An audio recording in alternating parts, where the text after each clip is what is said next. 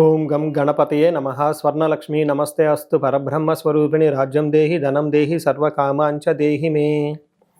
స్వర్ణలక్ష్మి అమ్మవారు ప్రతి ఒక్కళ్ళకి ప్రతి నిమిషం చక్కగా ఆనందంగా మనం అందరం ఉండే విధంగా ఆశీర్వదించాలని, దానితో పాటు మనందరికీ ఒక అధికారము, పవరు, స్టేటస్ ఉండాలని, దానితో పాటు మనందరికీ సమృద్ధిగా ధనంతో పాటు మన అందరికీ మనలో ఉన్న అనేక రకాల కోరికలు కూడా తక్షణమే అమ్మవారు మనకి నెరవేర్చేలాగా మనకు అమ్మవారి యొక్క కరుణాకృప మన మీద ఉండాలని చెప్పేసి అమ్మవారిని ప్రార్థిస్తూ సెప్టెంబర్ మాసం యొక్క రాశి ఫలాలు ఎలా ఉన్నాయో మనం చూసుకుందాం.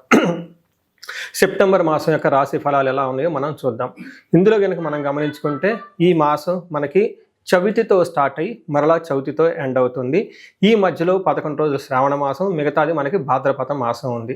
ఈ మాసంలో మొత్తం టోటల్గా ఈ సెప్టెంబర్ మంత్లో మనకి కొన్ని ముఖ్యమైన రోజులు ఉన్నాయి. ఇవి ప్రతి ఒక్కళ్ళు సెలబ్రేట్ చేసుకోవాలని, అందరూ ఆనందంగా ఉత్సాహంగా ఉండాలని చెప్పేసి నేను కోరుకుంటున్నాను. అందులో ముఖ్యంగా ఫస్ట్ పండగ మనం చేసుకోవాల్సింది శ్రీకృష్ణ జన్మాష్టమి. సెకండ్ది పోలాల అమావాస్య. అంటే అది చాలా చాలా ముఖ్యమైన పండుగ. అమ్మవారు చాలా ఈజీగా మనందరికీ ఈజీగా వరాలు ఇచ్చే అమ్మవారిని మనం చెప్పుకోవాలి. ఎవరికైతే పిల్లలు చనిపోతూ ఉన్నారో, పిల్లలు సరిగ్గా ఎదగటం లేదో, ధనం మన ఇంట్లో ఉండటం లేదో, ఈ పండగ జరుపుకోవాలి, ఈ పోలాల అమావాస్య అని చెప్పేసి నేను కోరుకుంటున్నాను.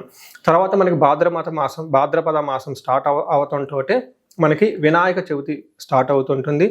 దాని తర్వాత ఇంకొకటి ముఖ్యమైన విషయం ఏంటంటే నేను అందరూ గమనించుకోవాల్సింది, మనకి పితృపక్షాలు స్టార్ట్ అవుతున్నాయి. వీటిని మహాలయ పక్షాలు అంటారు. ఇది 27వ తారీఖు నుంచి స్టార్ట్ అవుతుంది. ఈ పితృపక్షాలు ముఖ్యంగా ఎవరైతే అధికారం రాకుండా, ప్రమోషన్స్ రాకుండా, ఉద్యోగంలో ఆటంకాలు పడుతుందా, తల్లికి పిల్లలకి మధ్య గొడవలు వస్తూ ఉన్నాయా, ఎవరైతే లైఫ్లో స్టాగ్నేటెడ్గా గ్రోత్ లేకుండా ఉన్నారో, మీ ఇండివిజువల్ జాతకంలో పితృదోషం ఉన్నా, కాలసర్ప దోషం ఉన్నా, త్రిపిండి దోషం ఉన్నా కానీ ఇలాంటి వాళ్ళు ముఖ్యంగా ఈ యొక్క పితృపక్షాల సమయాన్ని సద్వినియోగం చేసుకొని పితృదేవతలకు ఆశీర్వాదం తీసుకొని తద్వారా మీ పిల్లలకి శ్రేయస్సుకు ప్లస్ వారికి సరిపడిన ధనం అంతా మీకు రావాలని చెప్పేసి నేను కోరుకుంటున్నాను.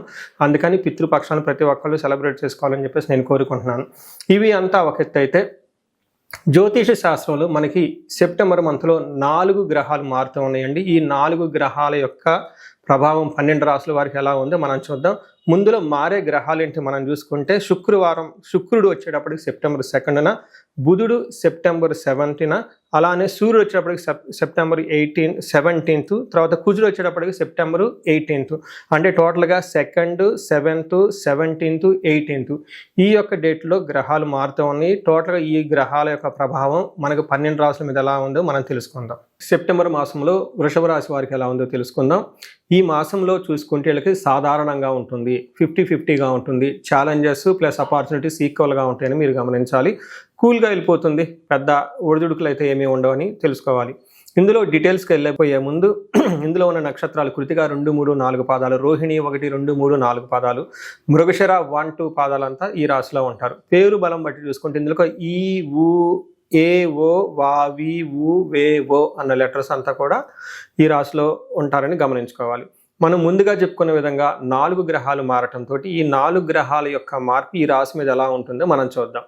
ఇందులో సూర్యుడి వల్ల మనోరుజం, మనకేం చెప్తారంటే మహర్షులు లఘు గోచారము, సూక్ష్మ గోచారం అన్న ఒక కాన్సెప్ట్తో చిన్న చిన్న సంస్కృత పదాలతో ఈ మంత్ ఎలా ఉందో తెలుసుకోవచ్చు. దీంట్లో భాగంగా 4 మాటలు తెలుసుకుంటే మనకి ఎలా ఉంటుందో తెలుసుకోవచ్చు. సూర్యుడి వల్ల మానసికంగా కొంచెం టెన్షన్స్ ఉండే అవకాశం ఎక్కువగా ఉంటుంది. కుజుని వల్ల ధనం విశేషంగా వస్తుంది, ధైర్య సాహసాలు ఎక్కువగా ఉంటుంది, కొత్త ఆపర్చునిటీస్ మీరు తీసుకునే అవకాశం ఎక్కువగా ఉంటుంది. రియల్ ఎస్టేట్ వాళ్ళకి చాలా బాగుంటుంది. శుక్రుని వల్ల అనవసరమైన గొడవలు వచ్చే అవకాశం ఎక్కువగా ఉంటుంది. లేడీస్ అయితే జెంట్స్ ద్వారా, జెంట్స్ అయితే లేడీస్ ద్వారా ప్రాబ్లం వచ్చే అవకాశం ఎక్కువగా ఉంటుంది. బుధుడు 5వ స్థానంలో ఉండటం వల్ల చాలా మంచి జరుగుతుంది. మనకేం చెప్తారంటే పుత్రులతోటి గొడవలు వచ్చే అవకాశం ఎక్కువగా ఉంటుంది. భార్యాభర్తల మధ్య మిస్అండర్స్టాండింగ్ వచ్చే అవకాశం ఎక్కువగా ఉంటుంది. సో చూసుకున్నారనుకోండి, మీరు మిక్స్డ్గా ఉంటుంది. ఒక పక్క సపోర్టివ్గా ఉంటుంది, ఒక పక్క కొంచెం మిమ్మల్ని ఇబ్బందులు గురి చేసే వాతావరణం కూడా ఉంటుంది. కాబట్టి బట్ ఓవరాల్గా చూసుకుంటే ఇది మీకు కూల్గా వెళ్ళిపోయే మాసం అని మీరు అనుకోవచ్చు. ఇందులో సూర్యుడు మీకు ముందుగా చెప్పిన విధంగా మిక్స్డ్ రిజల్ట్ ఇస్తున్నారంటే, ఒక పక్క మీకు ధన ప్రవాహాన్ని, లాభాన్ని, నెట్వర్క్ని ఎక్స్పాన్షను, హైయర్ లెవెల్ కనెక్షన్స్ని తీసుకొని వస్తూ ఉంటుంది. ద సేమ్ వే సూర్యుడు మీకు వచ్చేటప్పటికి బుద్ధి చాంచల్యం ఆప్నోతి అంటారు. అంటే మనకు సంస్కృతంలో మహర్షులు ఏం చెప్తారంటే, దేహాలాస్యం, మనస్తాపం, సుహృద్వేషం, ధనవ్యయం, బుద్ధి చాంచల్యం ఆప్నోతి, పంచమే రవి సంయుతే అంటారు.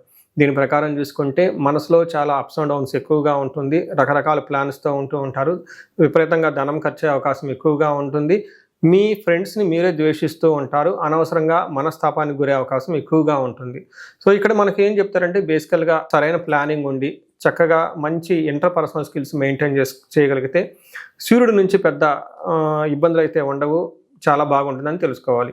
అయితే ఇక్కడ కుజుడు మీకు ఈ మంత్లో చాలా సపోర్ట్ ఇస్తూ ఉన్నారు. కుజుడు 3వ స్థానంలో రావడంతో చాలా బాగుంటుంది. పర్టికులర్గా మీ కమ్యూనికేషన్ చాలా ఫాస్ట్గా ఉంటుంది, అన్నదమ్ముల మధ్య మంచి రిలేషన్స్ ఉంటుంది, రిస్క్ టేకింగ్ ఎబిలిటీ చాలా ఎక్కువగా ఉంటుంది. అంతేకాకుండా షార్ట్ జర్నీస్ అవన్నీ చక్కగా చేస్తే కలిసి వచ్చే అవకాశం ఉంటుంది. ఎప్పుడైతే కుజుడు 3వ స్థానంకి వెళ్ళాడు, ఇందులో ఆరోగ్య, నిత్య సంతోషం, బంధుమిత్ర సమాగమ, పుత్ర లాభ, పుత్ర సౌఖ్యం, ఇష్టసిద్ధి, శృతిగే ధారాశృతి అని చెప్తారు. దీని ప్రకారం ఏం చెప్తారంటే ఆరోగ్యం బాగుంటుంది, సంతోషంగా ఉంటారు, బంధువులతో కలుస్తారు, అర్ధలాభం, ధనము ఫైనాన్షియల్గా బాగుంటుంది, పుత్ర సౌఖ్యం, పుత్రుల నుంచి మంచి సపోర్ట్ వస్తుంది, ఇష్టసిద్ధి, అనుకున్న పనులన్నీ చక్కగా నెరవేరే అవకాశం ఎక్కువగా ఉంటుంది.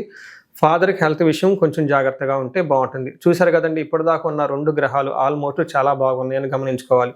ఇప్పుడు ఇంకొక గ్రహం చూసుకుంటే శుక్రుడు 6వ స్థానంలో ఉన్నారు. శుక్రుడు ఎప్పుడైతే 6వ స్థానంలో ఉంటే అప్పటిదాకా మీకు సపోర్ట్గా ఉండి ఎంకరేజ్మెంట్గా ఉండి ఉన్న మీ చుట్టూ ఎవరైతే జనాలు ఉంటారో వాళ్ళు మిమ్మల్ని విమర్శించే అవకాశం ఎక్కువగా ఉంటుంది. మీకు సపోర్ట్ ఇవ్వకపోను మిమ్మల్ని దూషించే అవకాశం కూడా ఎక్కువగా ఉంటుందని గమనించుకోవాలి. ఇందులో మనకేం చెప్తారంటే విరోధ శత్రుపీడం జ్ఞాతీనాంచ విరోధద ఆయాసో ధారా పుత్రై ద్వేషే షష్ఠగే భృగునందనే అంటారు సంస్కృతంలో. దీనివల్ల విరోధులు వచ్చే అవకాశం ఎక్కువగా ఉంటుంది, శత్రువులు మీ మీద ఏదో చేయాలని చెప్పేసి ఆలోచన ఎక్కువగా ఉంటుంది, బంధువులతో మనస్పర్ధలు వస్తుంటుంది. వీటన్నిటికంటే కూడా ధారా పుత్రే ద్వేషే, భార్య ద్వారా పిల్లల ద్వారా మీకు మనస్పర్ధలు వచ్చే అవకాశం ఉంటుంది. బట్ ఇదే శుక్రుడు వేరే విషయాల్లో చాలా చక్కగా సపోర్ట్ ఇస్తూ ఉంటారు. ఆయన రొమాన్స్, లవ్, తర్వాత శుభకరమైన ఖర్చులు, లగ్జరియస్ ఖర్చులు ఇవన్నీ పెట్టే అవకాశం కూడా ఎక్కువగా ఉంటుంది. బట్ ఏ ప్రకారంగా చూసుకున్నా కానీ మీకు ఒక నార్మల్గా ఉంటుంది. ఒక పక్క ఛాలెంజెస్ ఉన్నా కానీ అవి వెంటనే ఆ ఛాలెంజెస్ని మీరు హ్యాండిల్ చేసుకొని చక్కగా ముందుకు వెళ్ళిపోయే అవకాశం ఉంటుంది. ఇప్పుడు దాకా చూసుకుంటే మీకు ఒక నార్మల్గా ఉండి చక్కగా అన్ని పరిస్థితులను చక్కగా హ్యాండిల్ చేసుకుని ముందుకు వెళ్ళిపోయే అవకాశం ఎక్కువగా కనిపిస్తుంటుంది. ఇందులో నక్షత్రం ప్రకారం చూసుకుంటే కృతిక, రోహిణి, మృగశిర 3 నక్షత్రాలు ఉంటాయి. ఇందులో కృతికా నక్షత్రం వాళ్ళకి జయప్రదంగా ఉంటుంది. ఈ మంత్ అంతా ఫైనల్గా మీకు సక్సెస్ఫుల్గా ఉంటుందని గమనించాలి. అదేవిధంగా కృతికా నక్షత్రం వల్ల ధన ప్రాప్తి కూడా విపరీతంగా ఉంటుందని తెలుసుకోవాలి. అయితే ఈ కృతికా నక్షత్రం వాళ్ళకి బంధనము, కలహము అంటే ఏదో ఒక చోట గొడవ పడి తద్వారా మీరు బంధించబడినట్లుండే పరిస్థితిలో ఉంటారు. ఇక్కడ బంధనం అంటే కన్ఫ్యూజన్, ప్రాపర్గా క్లారిటీ ఉండదు. దేని గురించి అంటే చాలామంది ఎన్ఆర్ఐలు ఇండియా రావాలా, అమెరికాలో ఉండాలా, లేదంటే బిజినెస్ స్టార్ట్ చేయాలా వద్దా, లేదంటే ఏదైనా ఆపర్చునిటీ వస్తుందా లేదా, ఇలా ఫ్యూచర్ గురించి రకరకాల ఆలోచనలు ఉండేసి ఒక సందిగ్ధత ఉండే అవకాశం ఎక్కువగా ఉంటుంది. దీనిని బంధనము అంటారు. ఇది కృతికా నక్షత్రం వాళ్ళకి ఇలాంటి సిచ్యువేషన్ వచ్చే అవకాశం ఎక్కువగా ఉంటుంది. రోహిణీ నక్షత్రం వాళ్ళకి ఈ మాసం అంతా జయప్రదంగా ఉంటుంది. వీరికి కూడాను కలహము, బంధనము చూపిస్తుంటుంది. మృగశిర నక్షత్రం వాళ్ళకి ఈ మాసం అంతా ఫైనల్గా గుడ్ సక్సెస్ఫుల్గా ఉంటారని తెలుసుకోవాలి. వీరికి కూడాను కలహము, బంధనము, బంధించబడినటువంటి అవకాశం ఎక్కువగా ఉంటుంది. ఈ రాశి వాళ్ళు కొంచెం హెల్త్ కూడా జాగ్రత్తగా పెట్టుకుంటే ఇంకా మంచిది. ఇప్పుడు దాకా చూసుకున్న ఈ నక్షత్రం వాళ్ళు బట్టి మనం చూసుకుంటే వీళ్ళకి పరిహారాల కింద మనం ఒక కుజుడికి సంబంధించి ఆదిత్య హృదయ స్తోత్రం కనుక రెగ్యులర్గా చదువుకుంటూ ఉంటే చాలా బాగుంటుంది. ముఖ్యంగా బుధుడికి ఎవరైనా కనుక అనంత పద్మనాభ స్వామిని దర్శించుకున్నా, ఎలాంటి విష్ణు ఆలయాలు దర్శించుకున్నా కానీ ఈ బంధనము, ఈ కన్ఫ్యూజన్ నుంచి బయటకు వచ్చేసి చక్కగా క్లారిటీతో ముందుకెళ్ళే అవకాశం ఎక్కువగా చాలా బాగుంటుంది. చూశారు కదండి, ఈ రాశి వాళ్ళకి ఓవరాల్గా బాగుంది కాబట్టి ఇంకా ఈ మాసంలో చక్కగా ఉండాలని చెప్పేసి నేను కోరుకుంటున్నాను. ఇన్ కేస్ మీకు ఇండివిజువల్గా ఏదైనా ఛాలెంజెస్ ఉన్నా, ఏదైనా విషయాల్లో క్లారిఫికేషన్ కావాలనుకున్నా కానీ ఈ స్క్రీన్ మీద కనిపిస్తున్న ద్వారా మీరు నన్ను రీచ్ అవ్వచ్చు. మీ అందరికీ అష్టైశ్వర్యాలు కలగాలని, భోగభాగ్యాలు కలగాలని చెప్పేసి కోరుకుంటున్నాను. నమస్కారం.